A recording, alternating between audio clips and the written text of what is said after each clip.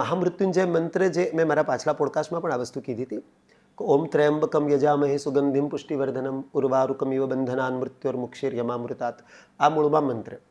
પણ કોઈ પણ મંત્રના જ્યારે તમે અનુષ્ઠાન કરો ત્યારે મંત્રને સંપુટ સાથે કરવું પડે. ઓકે. ઓમ ત્ર્યંબકમ યજામહે તમે કરો તો તમારું થઈ જશે એવું ના હોય, એની સાથે સંપુટ લગાવવો પડે. અને એનો સંપુટ આગળ ને પાછળ બંને મળીને એક સાયકલ પૂરી થતી હોય. હવે તમે સાયન્ટિફિકલી જો જાણતા હો તો એસી કરંટ, એસી કરંટને કેવું હોય કે એક એનું ઓસિલેશન આમ થાય અને એક આમ થાય, અને આ થઈને એની એક આખી સાયકલ પૂરી થાય, એક આખો પૂરો વેવલેન્થ એની એ રીતે ગણાય. તો આ સંપુટનો જે મંત્ર હોય એ આગળ ને પાછળ બંને બાજુ લાગે. આગળ સીધો લાગે તો પાછળ ઉલટો લાગે. જેમ કે ઓમ ત્ર્યંબકમ યજામહેથી તમે શરૂ કરો એને પહેલા આગળ તમારે સંપુટ લગાવવો પડે. ઓમ હોમ જુમ સહ, આને સંપુટ કહેવાય. આ સંપુટ છે એનું. આ મંત્રનો સંપુટ, દરેક મંત્રના અલગ પોતાના અલગ સંપુટ હોય.